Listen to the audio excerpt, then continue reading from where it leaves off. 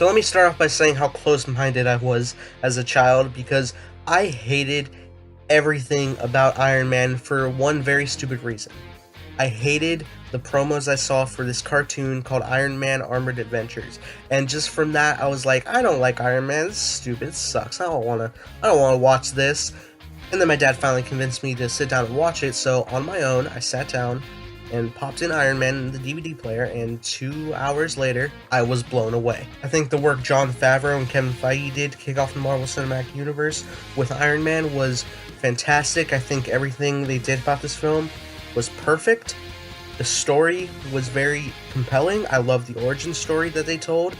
The character of Iron Man is very interesting. Robert Downey Jr. is very charismatic in the role. He's one of the best cast superheroes of all time. Gwyneth Paltrow was great as Pepper Potts. Terrence Howard did a really good job as Colonel James Rhodes.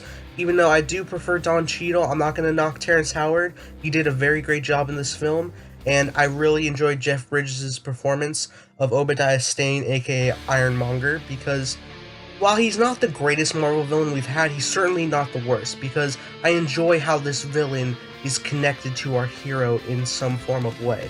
Like, it's not just, hey, there's a threat to the universe, this hero's gotta stop it. No, it's compelling, and you get why he's doing what he's doing, and I think that's what goes into a great villain, and I think they really knocked it out of the park with this, and this whole film knocked it out of the park. I really love that it has a realistic tone, and I really think it is a great start to kick off the Marvel Cinematic Universe. Also, whoever really would have thought, hey, let's do an Iron Man film to kick off this universe? Like, you never really would have ever thought that. We've never seen Iron Man conveyed in visual media before.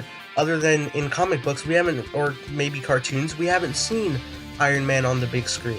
And then they did this, and they definitely delivered. I think it is one of the best in the MCU. I am positive about that. This film holds up even 10 years later. It really is one of the best Marvel films. So if you haven't watched it in a while, make sure you go check it out, because it was really great revisiting it, and it just brought me back to 10 years ago, and I love it. I wish I could have seen it in theaters. I really do think this is one of the best superhero films out there, so make sure you guys go check it out if you haven't already. And let me just say real quick, the end credits scene, I haven't seen that end credits scene until after I saw the Avengers in theaters.